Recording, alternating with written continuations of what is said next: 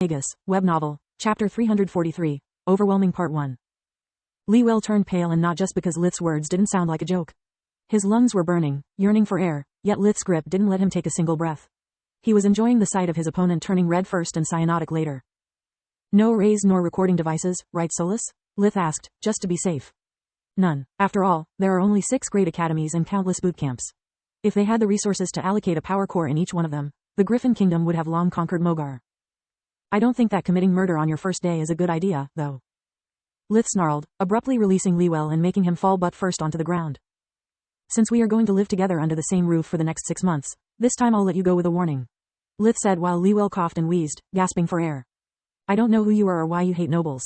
Honestly, I don't care. I'm not a noble either, but the next time you or one of your friends mess with me again, I'll make sure it will also be the last.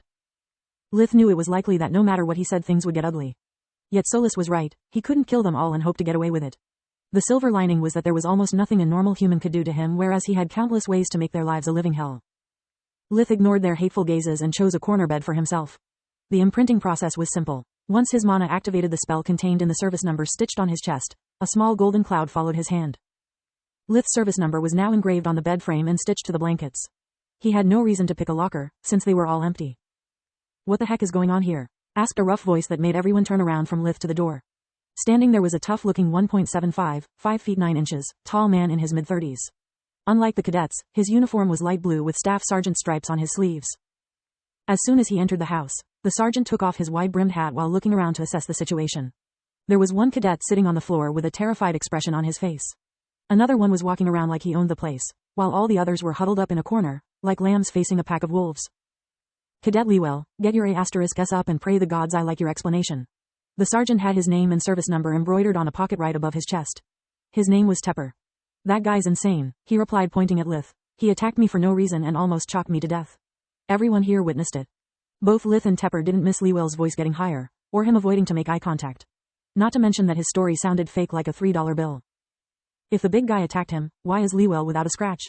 Tepper was unaware Lith had healed his opponent to not leave bruises.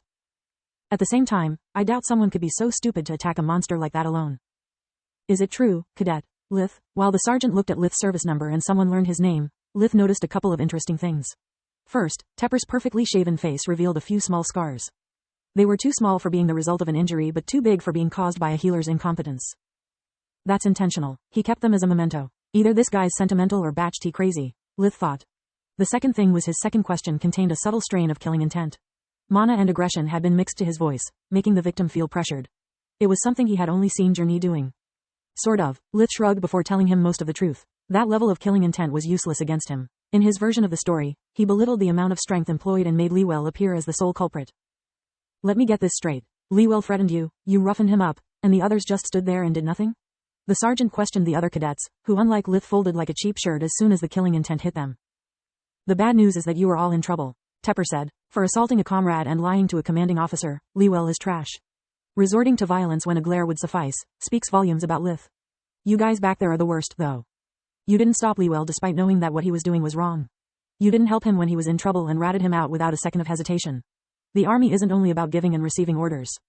It's mostly about loyalty, camaraderie, and mutual responsibility. With friends like you, one doesn't need enemies. The good news is that since you are all guilty, I'll punish no one. I'll just tag you as one of the worst units I have ever trained. Follow me. Tepper led them to the next block and picked up 3 female cadets, making the group a 10-people unit. He then gave the unit a tour of the camp before taking them to the barber. The man gave the girls a buzz cut with air magic, while, after a hand sign from the sergeant, he shaved the others bald.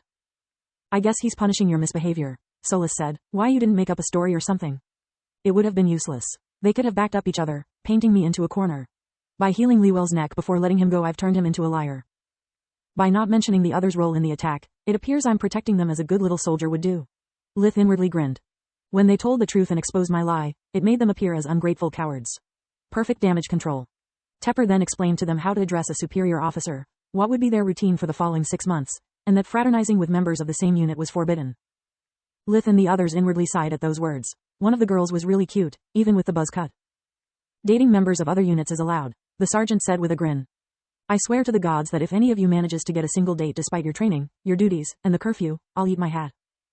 During the following days, Lith's unit underwent a series of exercises to measure their physical abilities and separate the wheat from the chaff. The final result was that the whole unit came to hate Lith's guts. He held himself back just enough to appear human and completed all of them with ease.